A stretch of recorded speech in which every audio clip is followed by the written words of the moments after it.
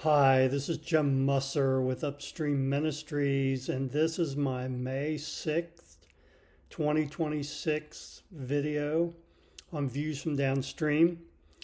And over the past few weeks, we've been talking about just different traits of a follower of Jesus, what it means to look like a disciple of Jesus. And we talked about asking forgiveness and confessing to others that we've sinned against them and to ask their forgiveness. We've talked about being kind to other people.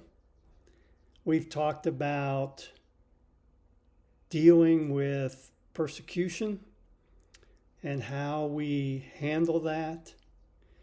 And I talked about last week about the challenge of being patient in a very impatient world. And I want to conclude this series with a passage out of the Sermon on the Mount that in many ways I feel like just ties everything together.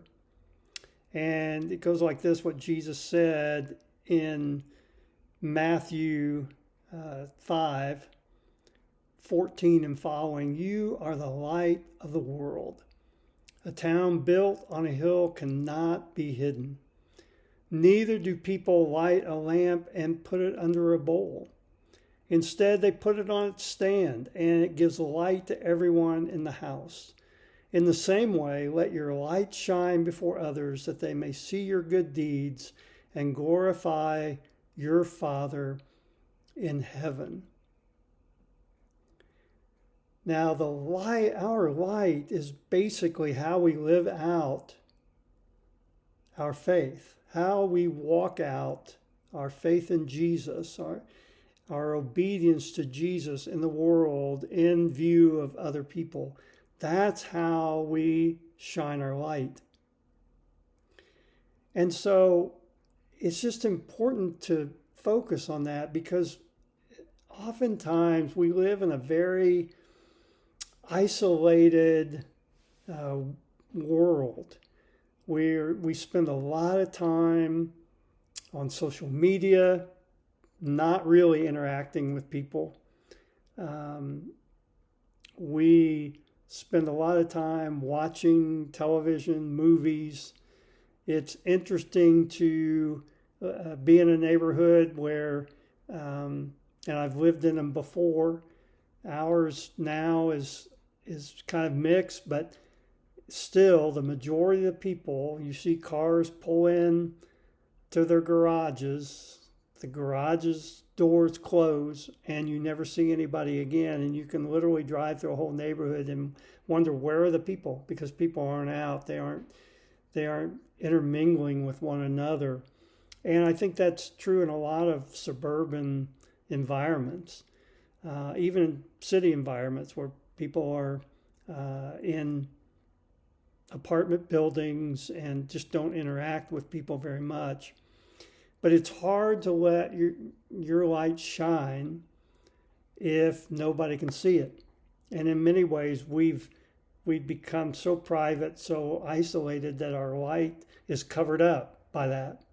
And we need to let it shine. And so when we talk about all these traits, and there's so many more, it's just reading the scriptures and beginning to discern what those traits are. I just listed a few.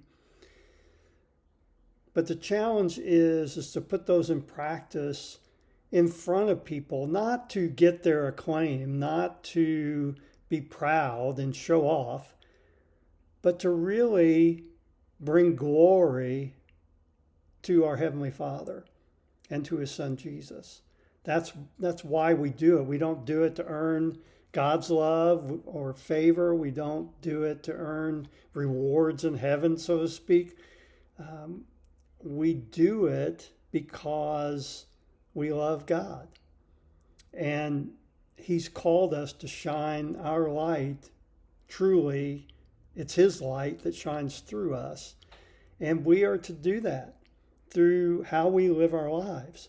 And we need to live them in a way in which they're open and people can see them. We don't hide them.